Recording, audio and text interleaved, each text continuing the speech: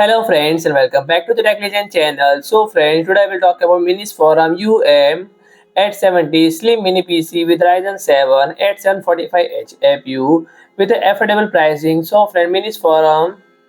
UM870 Slim Mini PC price start from $344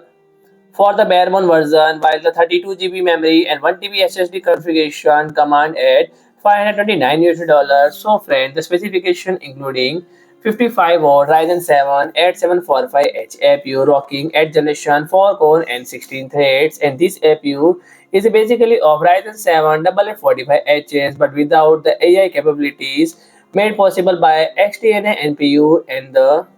aforementioned 0.82-liter chassis means the UM870 Slim lack the luxury of discrete graphics and rely on the integrated Radeon 780M GPU instant, and the unlike some of its competitors, the UM870M Slim misses out the OCuLink support, which would allow for significantly faster eGPU connection as compared to USB 4.